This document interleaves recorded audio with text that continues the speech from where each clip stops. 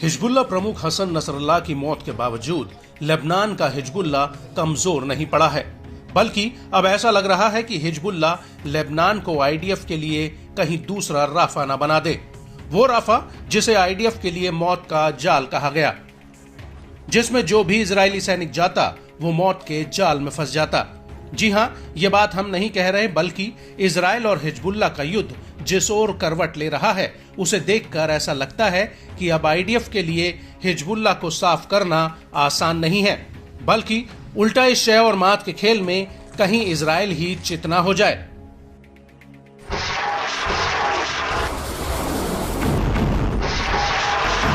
वो इसलिए क्योंकि लेबनान में आईडीएफ के लिए एक एक दिन अपनी मौत का दिन साबित हो रहा है और अब दक्षिणी लेबनान में हिजबुल्लाह के साथ जंग में आईडीएफ के 5 और सैनिक मारे गए हैं, जबकि 37 जवान घायल हुए हैं। मीडिया रिपोर्ट्स के मुताबिक इन सैनिकों की मौत 2 घटनाओं में हुई। पहली घटना 23 अक्टूबर 2024 को हुई, जिसमें 4 सैनिक मारे गए, जबकि दूसरी घटना 24 अक्टूबर को सुबह हुई, जिसमें आईडीएफ का 5वां सैनिक मारा गया।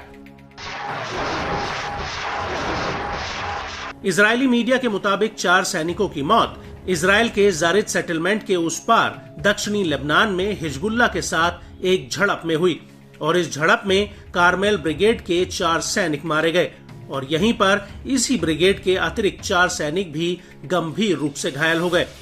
आईडीएफ के मुताबिक हिजबुल्लाह के लड़ाकों ने आईडीएफ के ऊपर एक सुरंग में गोरिल्ला स्टाइल में हमला कर दिया।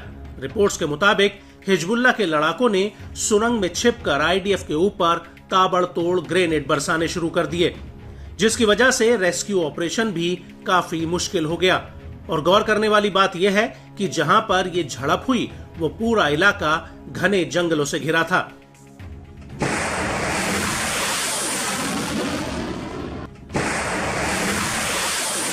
इजरायली मीडिया की माने तो 37 में से 30 घायल सैनिकों को सफाद के जीव हॉस्पिटल में भर्ती कराया गया, जबकि बचे हुए 7 जवानों को हाइफा के रामबान अस्पताल में भर्ती किया गया। आईडीएफ का कहना है कि घायलों में 2 अधिकारी भी हैं, जो 7वीं ब्रिगेड की 75वीं बटालियन के हैं। इनमें से एक एंटी टैंक हमले और दूसरा मलाकिया में मिसाइल हमले में घायल हुआ।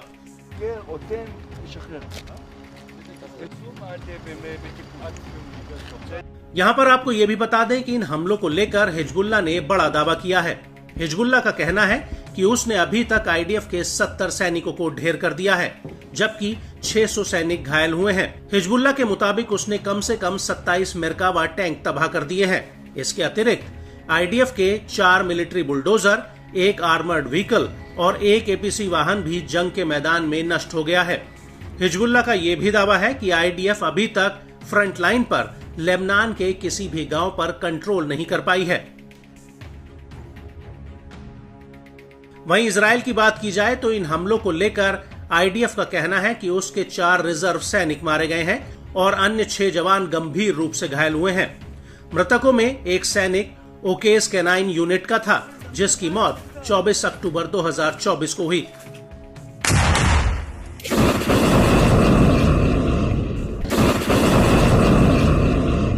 बड़ी बात यह है कि इजरायली त्योहार सिमहत तोराह के दिन भी हिजबुल्लाह इजरायल में लगातार रॉकेट बरसा रहा था। हालांकि आईडीएफ का दावा है कि उसने पिछले महीने में हिजबुल्लाह के 3200 टारगेट्स पर हमला किया और 24 अक्टूबर को भी आईडीएफ ने दक्षिणी लेबनान के दाहिये में भीषण बमबारी की।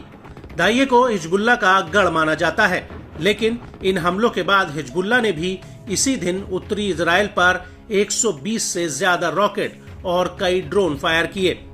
टाइम्स ऑफ इजरायल के मुताबिक इसमें से कई रॉकेट कार्मेल शहर की रिहायशी इमारतों पर जाकर गिरे हैं, जिनमें भारी नुकसान हुआ है। लेकिन इस घटना को लेकर आईडीएफ का कहना है कि कार्मेल इलाके पर 5 रॉकेट दागे गए थे, जिन्हें एयर डिफेंस ने इंटरसेप्ट कर लिया।